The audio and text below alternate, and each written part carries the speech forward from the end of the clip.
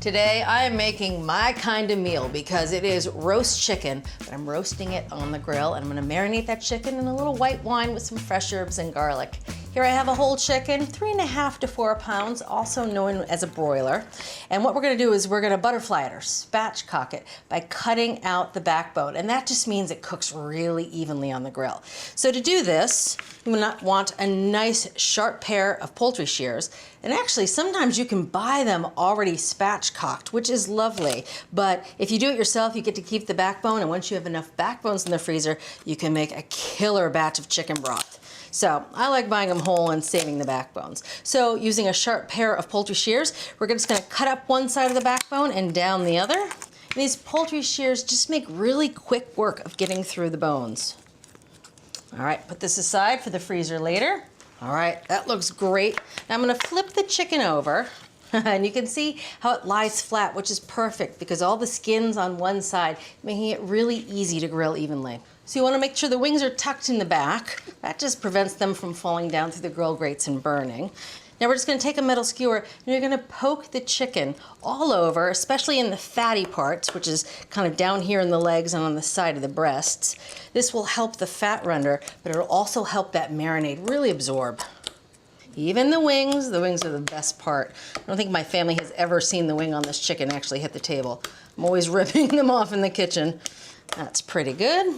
Into a nice big gallon-sized plastic bag goes, because this is what we're gonna marinate the chicken in. Now for the white wine marinade, which we're gonna make in the blender. It'll help us chop up a lot of the ingredients.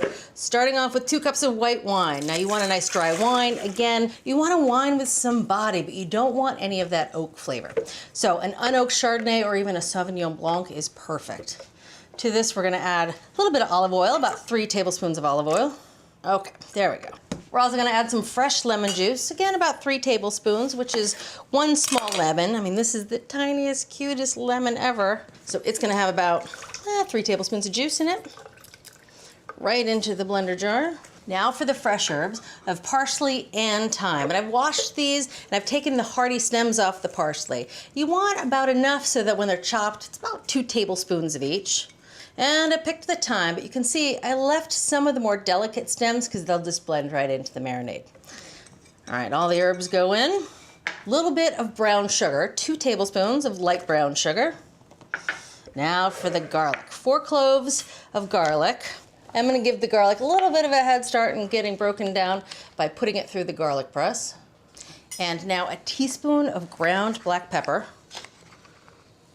All right, so this marinade is actually gonna pull double duty. Most of it is gonna go in the bag and marinate the chicken, but we're gonna measure out a little bit to use as a mop during cooking. Now the difference is the marinade has salt, the mop doesn't. So that's why I'm leaving the salt out at this point. Onto the blender it goes. Just wanna let it rip until it's nice and smooth.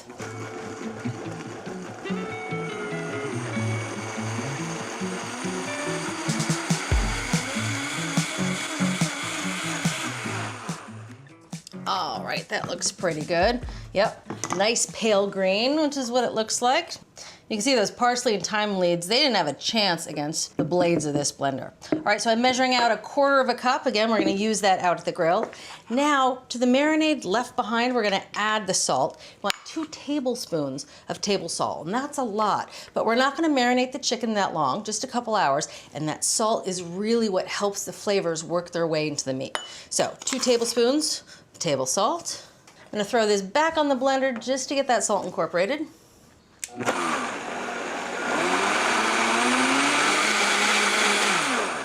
That's good, doesn't take long. All right, now into the bag with the chicken goes all of this marinade. I love the color of this. My daughter was calling it alien chicken because it has kind of that alien green to it.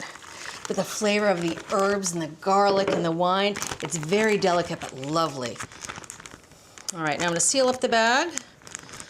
We'll leave a little hole in that seal. Try to get out as much as the air as possible. There we go. All right, that's good. Seal it up.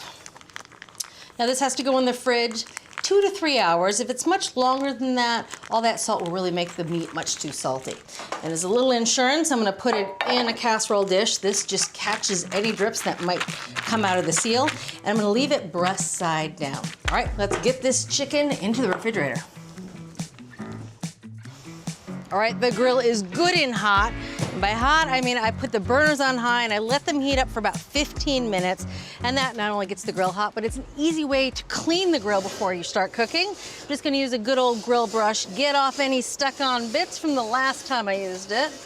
And of course, I'm gonna oil the grill grates. So using a long pair of tongs, because that sucker's hot, a wad of paper towels, and this is a little vegetable oil. I'm just gonna rub the oil over the grill grates. Helps get any soot off the grill grates, but also that oil polymerizes, which helps keep the grates nice and well seasoned. Sometimes you set them on fire, which I kind of think is fun. The fire dies out in just a second or so. But I feel like if you're gonna be at the grill, might as well have a little show, you know? All right. The grill is nice and cleaned and oiled. Now, to grill this chicken, I'm gonna be very careful with what I do with the burners. There are 2 burners here.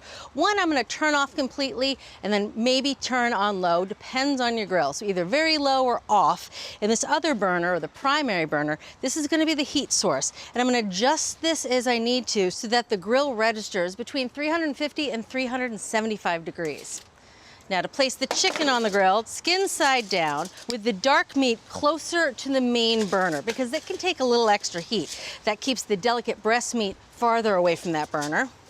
And again, depending on your grill, you may want to turn the burner that's under the breast meat on low or even very low to help render that skin. So this chicken's gonna cook for about an hour. I am gonna lower the lid, trap that good heat, turn the grill into an oven, and I'm gonna keep my eye on that dial, again, looking for the temperature to between 350 and 375. And I usually stand here for the first few minutes of cooking to make sure I've got the dial set just right.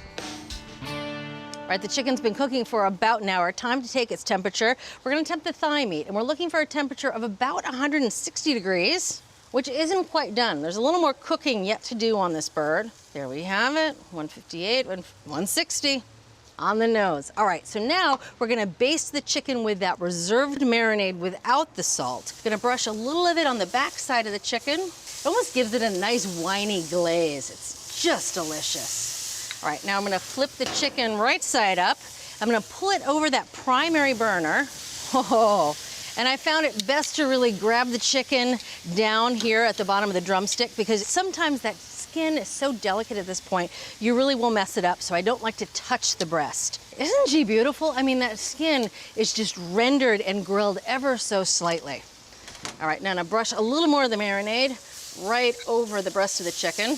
All right, another 10 or so minutes until that thigh meat registers 175. All right, it's been about 10 or so minutes. Oh, I love opening the grill to see something that beautiful waiting for me for dinner. So we're gonna check again the temperature of the thighs. We're looking for the finished temperature to be 175. Yep, there we go.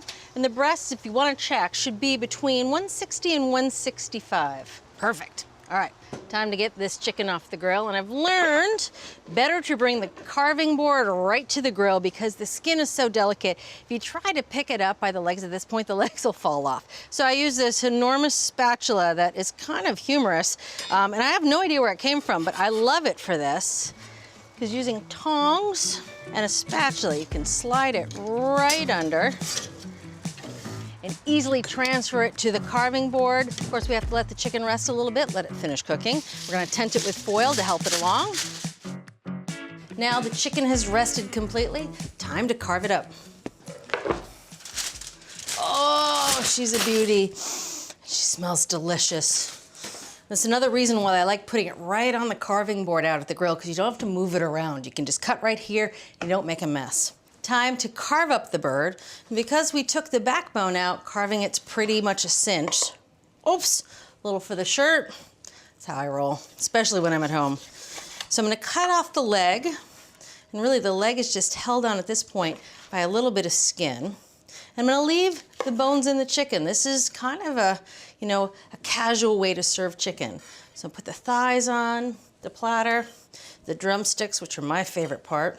Now you could take the breast meat off the bone and carve it up, but I actually just like leaving the big rustic pieces. I'm gonna leave the wings attached and cutting the breasts in half. That way everyone gets a little white meat, a little dark meat, and 2 lucky people get wings. All right, now time for a little chicken. My favorite parts, the drumstick, and this breast with a wing attached. That's the good thing when you're first to the table, you get your favorite pieces. All right, now time for a taste. Drumsticks are the best, because you don't feel guilty for not using a fork. The lemon. The meat is well seasoned throughout. It's juicy thanks to the marinade. It also just has that little hint of herbs and garlic and white wine. It is just wonderful. This is a lovely summer meal.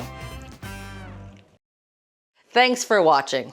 What'd you think? Leave a comment below and let me know what you're excited to cook this week. And while you're at it, hit that subscribe button. You can get today's recipes and more for free at our website, americastestkitchen.com/JuliaAtHome.